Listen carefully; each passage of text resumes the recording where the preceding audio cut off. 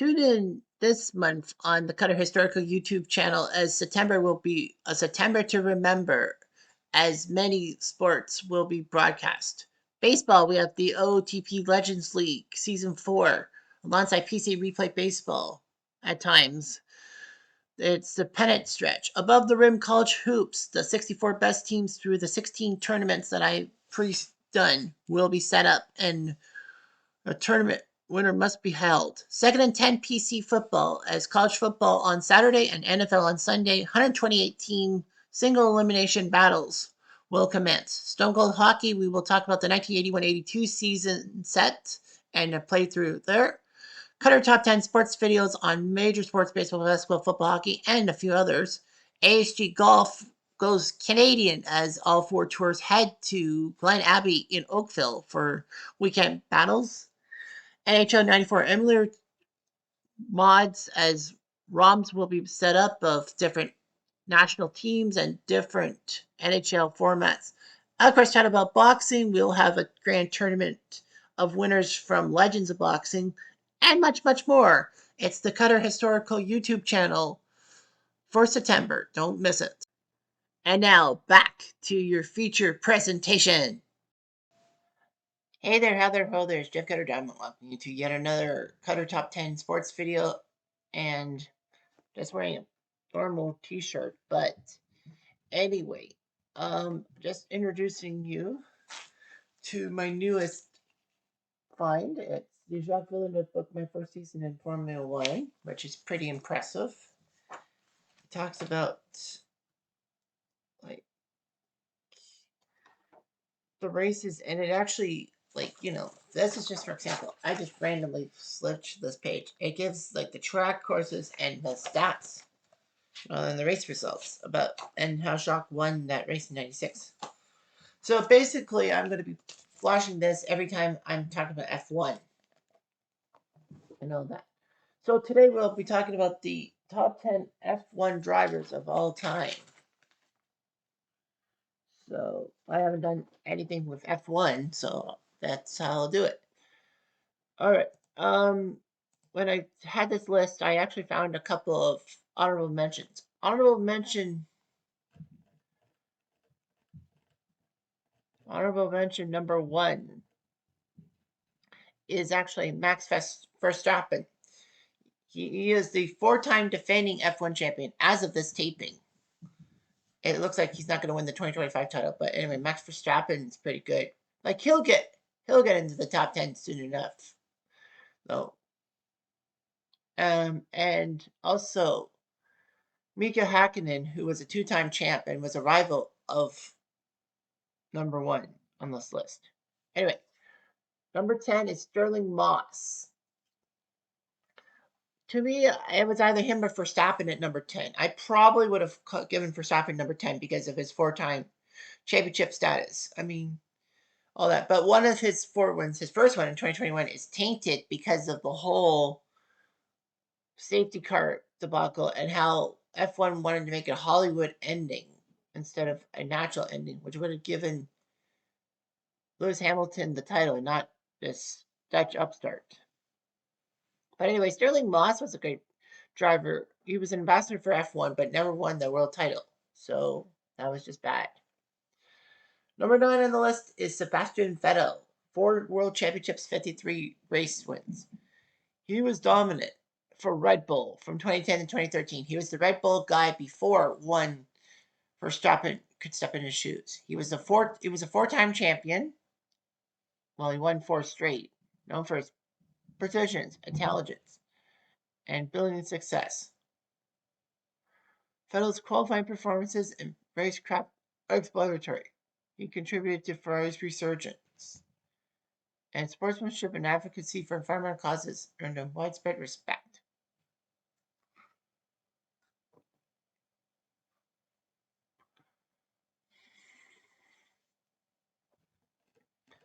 Number 8 is Jim Clark, one of the legendary drivers who actually died in an accident.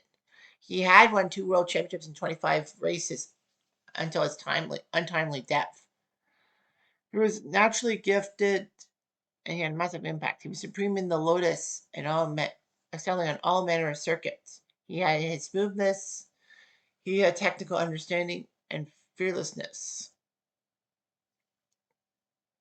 So anyway, the mastery of both wet and dry conditions cemented his place.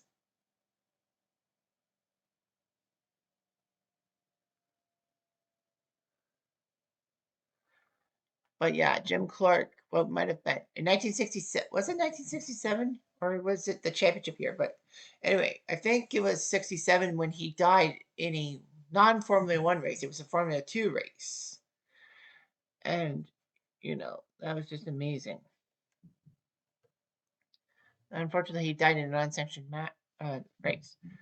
Number 7 is Jackie Stewart, who's won 3 world championships, 27 Grand Prix wins, and practically was one of the best color commentator voices for both Formula One and IndyCar.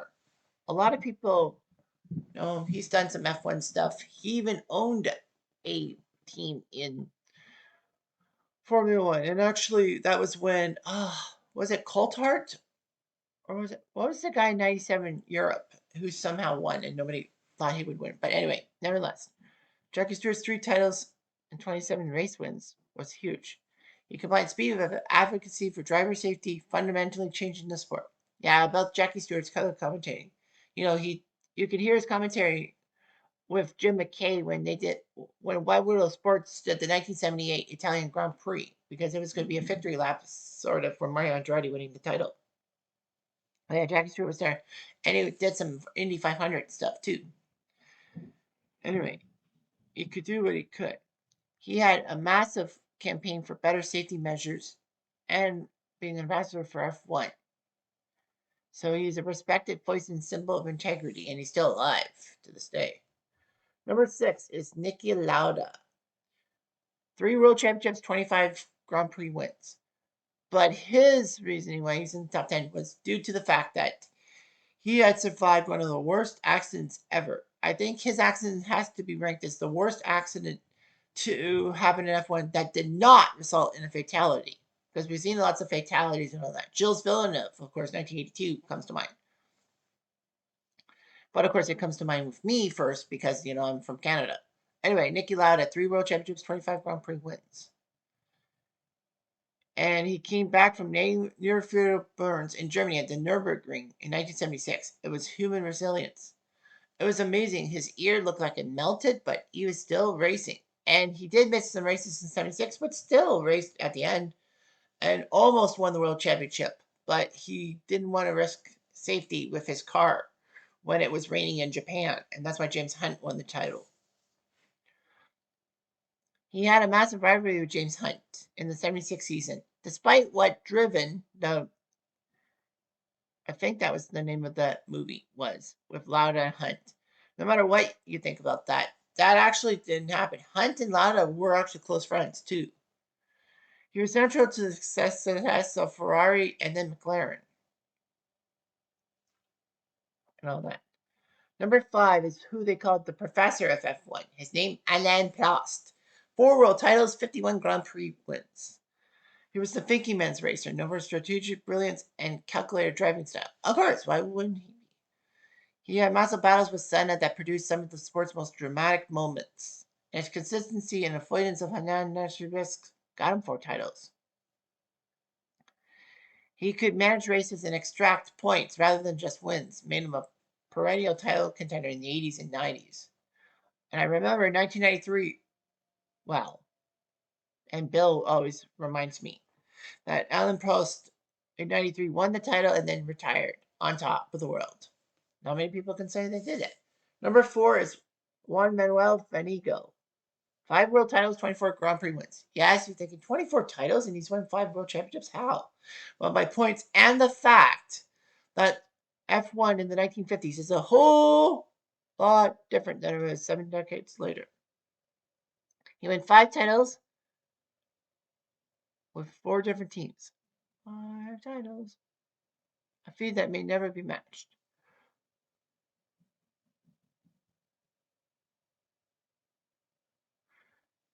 It's blend of speed, intelligence, and mechanical sympathy. allowed them to adapt to vastly different machines and regulations. Finnegan's calm demeanor and tactical acumen made him unbeatable in this era. Racing at a time of scant safety measures, his accomplishments are remarkable. And all that. Of course, racing was a whole lot different in the 50s, as I said. Different courses, different rules, and the point system wasn't there. He was the man of the 50s. Number 3 is a tragic death and for Ayrton Senna. 3 World Championships, 41 Grand Prix wins. He was known as a passionate risk-taking genius, known for his qualifying laps. Senna's intensity and spirited approach set him apart. He would battle Alain Prost, and the battles were stuff of legend and all of that. Senna could perform well in the rain and even crushed Monaco. In fact, he was the 3-time defending Monaco champion before his death in Italy in 1994 the San Marino Grand Prix, which was actually harsh enough because Roland Ratzenberger died in a training crash the day before. And Senna wasn't sure about racing that day. Unfortunately, he was proven right, and it was him who fell flat. And he died in 1994. People said that, he crashed into the wall and that killed him, but some people say that there was a piece of suspension that hit him and all that. Whatever happened, it didn't matter. Senna crashed at such a high rate of speed. It was unbelievable. And, the whole downforce thing. Senna this was his first season without Prost in like so many years. And Senna, this was the race before Monaco, so his 3-time championship reign at Monaco. Who knows? Maybe he would have won his 4th straight. But yeah, he was anticipating a lot of things too. Number 2 is Lewis Hamilton. 7 world championships, more than 100 race wins. He's still actively driving. Lewis Hamilton has surpassed many records. He had an unmatched qualifying record and more pole positions than anyone in history. Hamilton's skill in wheel-to-wheel combat, tire management, and adaptability was huge. He had a great rookie season in 2007. I think it was either that or the second season. He actually was close to winning the title. Nevertheless, he championed diversity and inclusion because, Lewis Hamilton is, black. And he used his platform for social change. And it has worked.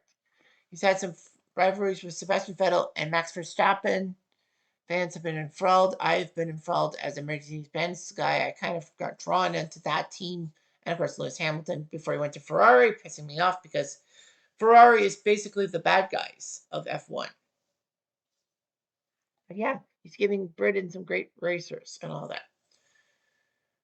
And number 1 is the relentless Michael Schumacher. 7 world championships, 91 Grand Prix wins.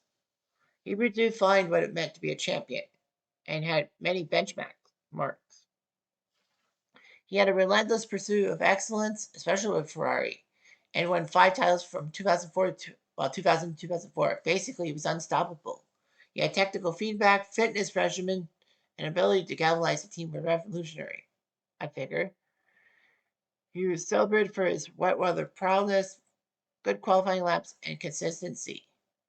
He had a match thing with the aura of invincibility and all that. And by the way, Schumacher won the San Marino Grand Prix, the one that Senna crashed out at and died.